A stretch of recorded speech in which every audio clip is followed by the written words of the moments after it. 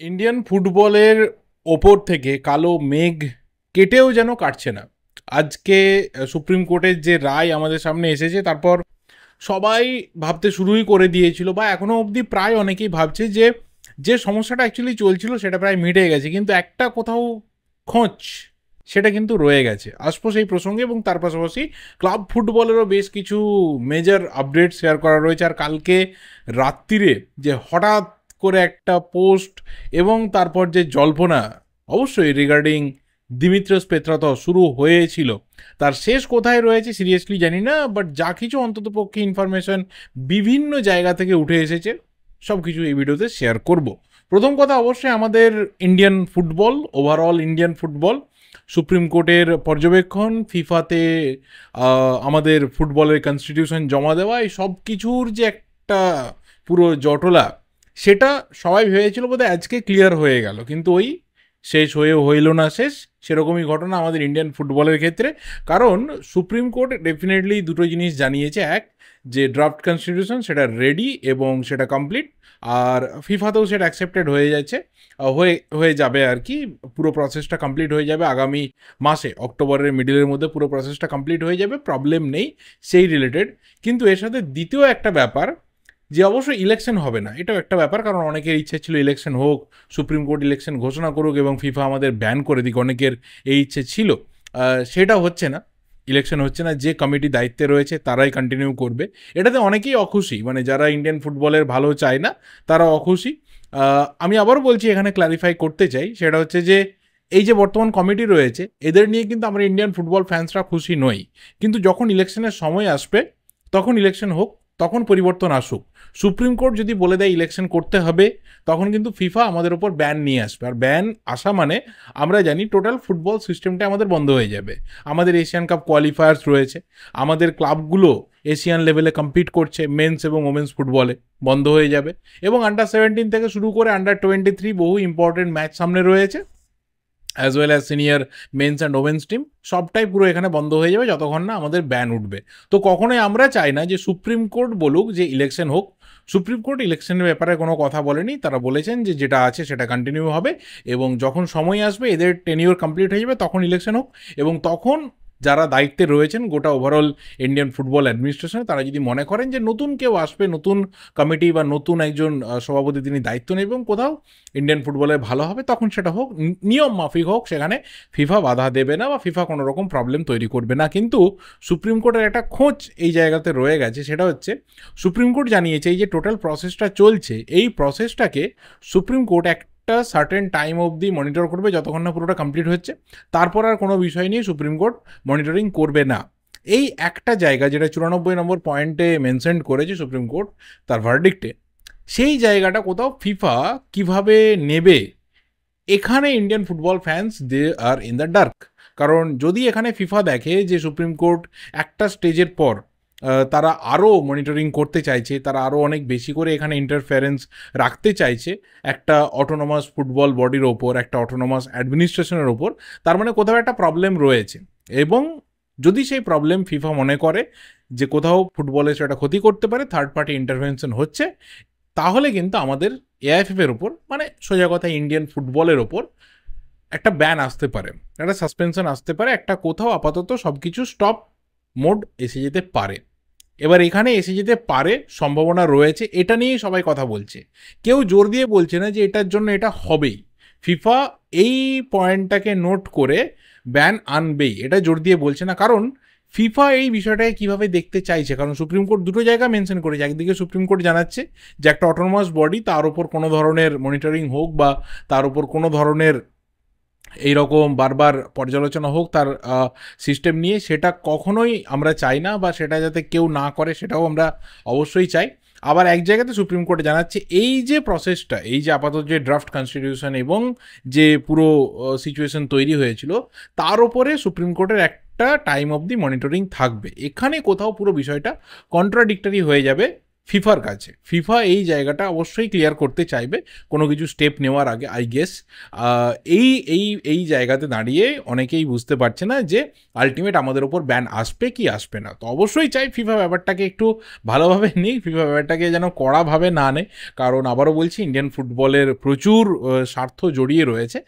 শুধুমাত্র একটা লোক বা একটা গোষ্ঠী বা কিছু সংখ্যক মানুষ তাদের যে খারাপ কাজের ফল সেটা যেন এত এন্টিটির ওপর না এসে যায়। আমি তো নাম করে করে বললাম, ক্লাবগুলো রয়েছে, বিভিন্ন বয়সভিত্তিক টিম রয়েছে, senior men's and women's team রয়েছে, এত প্লেয়ার, এত কিছু, কোথাও একটা সমস্যা কিন্তু হয়ে যাবে যদি ফিফা ব্যাপারটাকে নেগেটিভলি দেখতে শুরু করে। যাই হোক, এই বিষয়টা নিয়ে পরে কথা বলা যাবে, ডিটেলসে কথা বলা যাবে, যতক্ষণ না একটা আরও বড় ধরনের ক্ল্যারিটি আসছে, বা অন্ততপক্ষে আরও সিনিয়র যারা রয়েছেন, যারা ব্যাপারটাকে খুব ভালো করে বোঝেন, অনেক দিন ধরে হ্যান্ডেল করছেন, তারা যতক্ষণ না পুরো বিষয়টাকে মিডিয়ার কাছে বা অন্ততপক্ষে তাদের যা মাধ্যম রয়েছে সেখানে বুঝিয়ে আরও ডিটেলসে বলছেন। এরপরে যে বিষয় সেটা হচ্ছে একটা বড় সুখবর আমাদের বাংলার ফুটবলের জন্য, সেটা হচ্ছে আইএফএ শিল্ড ফিরছে। বহু বছর পর আইএফএ শিল্ড সম্ভবত বড় টিম নিয়ে হবে, এবং অবশ্যই একটা বড় গ্র্যান্ডারে করতে চলেছে আইএফএ। আইএফএ ফুটবলের বেশ কিছু ভালো কাজ করছে, যেমন অলরেডি একটা বেঙ্গল প্রো লিগ স্টার্ট করার চিন্তাভাবনা হয়েছে, যেখানে বিভিন্ন জেলা থেকে রিপ্রেজেন্টেটিভরা থাকবে। অলরেডি আমরা জানি যে 3টে টিম অ্যানাউন্সড হয়েছে, নর্থ বেঙ্গল থেকে একটা টিম, বোলপুর থেকে একটা, হাওড়া থেকে, এই ধরনের কিছু টিম অ্যানাউন্সড হয়েছে সম্ভবত। আরও কিছু টিম অ্যানাউন্সমেন্টের ব্যাপার রয়েছে, মেদিনীপুর, মুর্শিদাবাদ, হুগলি, বহু জায়গা থেকে এরকম টিম নিয়ে একটা নতুন মডেলে একটা লিগ করতে চাইছে, যেভাবে কেরালাতে হচ্ছে। হোক, ভালো কথা। এবং তার পাশাপাশি আইএফএ শিল্ড, যার একটা সময়ে কিন্তু গরিমা ছিল, একটা সময়ে গর্বের সাথে টিমগুলো নামতো, দুই বড় প্রধান তো তারা নামতোই। ইস্টবেঙ্গল সব থেকে সাকসেসফুল, মোহনবাগান তারপরেই রয়েছে। ইস্টবেঙ্গলের মোট 28টা সিনিয়র টিমের ট্রফি, একটা আন্ডার-19 আইএফএ শিল্ড, মানে মোট 29 বার আইএফএ শিল্ড ইস্টবেঙ্গল জিতেছে, 20 বার মোহনবাগান জিতেছে। তো দুটো টিম তারা অবশ্যই তাকিয়ে রয়েছে আবারও আইএফএ শিল্ডকে ঘরে তুলতে, এবং অবশ্যই IFA shield most probably last 2014 হবে বোধহয় খুব বড় আকারে হয়েছিল, একটা বড় গ্র্যান্ডারে হয়েছিল। তারপর আস্তে আস্তে তার গরিমা কমতে থাকে, এবং ধীরে ধীরে বড় টিমগুলো সাইড হয়ে যেতে থাকে, আন্ডার-19 লিগ শিল্ড হয়ে যায়, একটা সময় বন্ধ হয়ে যায়। যাই হোক, তো সেটা আবারও ভালো করে শুরু হচ্ছে, এবং অবশ্যই বড় টিমরা থাকছে, মোহনবাগান, ইস্টবেঙ্গল, মোহামেডান স্পোর্টিং, তার সাথে ডায়মন্ড হারবার, এই 4টে টিম অবশ্যই থাকবে। আই লিগ থেকে টিম, আইএসএল থেকে টিম, শোনা যাচ্ছে বিদেশ থেকেও ইনভাইট করে দুটো টিমকে নিয়ে আসা হতে পারে, এবং একটা বড় আকারে আইএফএ শিল্ডকে ফেরানো হচ্ছে। এটা অবশ্যই ভালো উদ্যোগ, প্লেয়ারদের জন্য ভালো, এবং অবশ্যই যা কিছু ইন্টারনাল রিপোর্টস রয়েছে, মোহনবাগান এবং ইস্টবেঙ্গল প্রত্যেকেই কিন্তু সিনিয়র টিমকে ফিল্ড করাতে চাইছে। এবং যখন আমাদের ইন্টারন্যাশনাল ব্রেক থাকবে, যখন আমাদের প্লেয়াররা ন্যাশনাল টিমের হয়ে খেলতে যাবে ক্লাবগুলো থেকে, সেই সময়টাতে আইএফএ শিল্ড করতে চাইছে আইএফএ কর্তৃপক্ষ, এবং অবশ্যই সমস্ত বিদেশিকে খেলানো যাবে। তো এই জায়গাতে আমরা জানি যে মোহনবাগান থেকে ওই 2 থেকে 3 জন হয়তো ন্যাশনাল টিমের ক্যাম্পে থাকতে পারে, ইস্টবেঙ্গল থেকে ওই 2-3-4 মতো ন্যাশনাল টিমের ক্যাম্পে থাকতে পারে। তো খুব একটা ডোমেস্টিক প্লেয়ারদের জন্য দুটো টিমের ক্ষতি হওয়ার সম্ভাবনা নেই, আর বিদেশি প্লেয়ার যেহেতু ফুল স্ট্রেংথে সবাই নামাতে পারবে, তো একটা ভালো টুর্নামেন্ট আমরা দেখবো। এবং তার পাশাপাশি বাকি টিম তারাও কিন্তু চেষ্টা করবে একটা ভালো ফাইট তুলে ধরার। দেখা যাক কী হয়। আইএফএ শিল্ড নিয়ে উচ্ছ্বসিত রয়েছে, এবং আমার মনে হয় যে আমার এই চ্যানেলে আমি প্রথমবারের মতো এই বছর হয়তো আইএফএ শিল্ড নিয়ে অনেক বেশি করে কথা বলতে পারবো।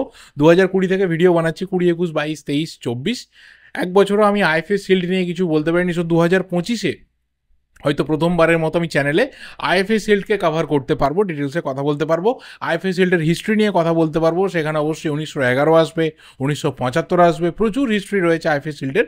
আস্তে আস্তে কথা বলবো যখন এটা কনফার্মেশন এসে যাবে। Now come to the next thing, সেটা হচ্ছে যে সাউল ক্রেসপো, তাকে নিয়ে একটা ছোট্ট গুঞ্জন উঠেছে যে চেন্নাই এনএফসি থেকে তার জন্য অফার রয়েছে, তাকে ইস্টবেঙ্গল থেকে চেন্নাই এনএফসি নিতে চাইছে। তো এটা নিয়ে আপাতত কোনো রকম খুব বড় রকমের ক্ল্যারিটি নেই।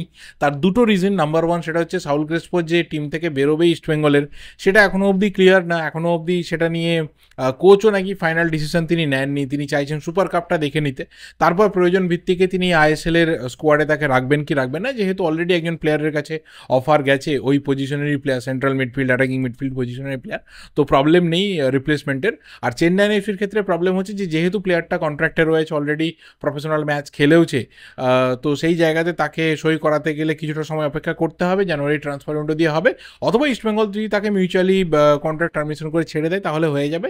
তো চেন্নাইন এফসিতে সাউল ক্রেসপো কতটা ফিট করবে তার এই অফ ফর্ম নিয়ে সেটা দেখার বিষয় হবে। তবে ইস্টবেঙ্গল যদি সাউল ক্রেসপোর পরিবর্তে কনর সিল্ডসকে নিয়ে আসতে পারে তাহলে সেটা অন্ততপক্ষে আপগ্রেড হবে বলে আমার ধারণা। এবার লাস্ট অবশ্যই বলবো পেত্রাতসের কথা, দিমিত্রিয়স পেত্রাতসের কথা। কালকে রাত্রিরে হঠাৎ করে গুঞ্জন তাকে নিয়ে যে কোথাও সে মোহনবাগান থেকে বেরিয়ে যেতে পারে, কোথাও সে মোহনবাগান থেকে চলে যেতে পারে, এবং মোহনবাগান তার সাথে একটা মিউচুয়ালি কন্ট্রাক্ট টার্মিনেশনের ব্যবস্থা এই মুহূর্তে করছে। এবং এটা তারপর আজকালও রিপোর্ট করে দেয়, এবং তারপর যেটা হয় যে পুরো ঝড়ের গতিতে এই খবরটা মোহনবাগান জনতার মধ্যে ছড়াতে শুরু করে, এবং অবশ্যই মিক্সড রিয়াকশন দেখা যায়। একদিকে পেত্রাতস তার গত সিজনের অফ ফর্মের কথা মাথায় রেখে অনেকে বলতে শুরু করে যে this is a very good decision, no problem, তার পরিবর্তে একজন সেন্ট্রাল মিডফিল্ডার নিয়ে এসো, মোহনবাগানের এই জায়গাতে খুব একটা লস হওয়ার কিছু নেই। আবার অনেকে মনে করে যে ভালোবাসা পেত্রাতস পেয়েছে বা যে কন্ট্রিবিউশন পেত্রাতসের রয়েছে অন্ততপক্ষে আগের সিজনটা বাদ দিলে তার আগের দুটো সিজনে, এবং তাকে কোচ প্রপার ওয়েতে ইউজ করতে পারছে না, সেটা যদি সব কিছু ঠিকঠাক হয় তাহলে এই প্লেয়ারটার এখনও মোহনবাগানকে দেওয়ার মতো অনেক কিছু রয়েছে, এবং কখনোই পেত্রাতস এভাবে টিম থেকে বেরিয়ে যেতে পারে না, সেটা আনএথিক্যাল হচ্ছে।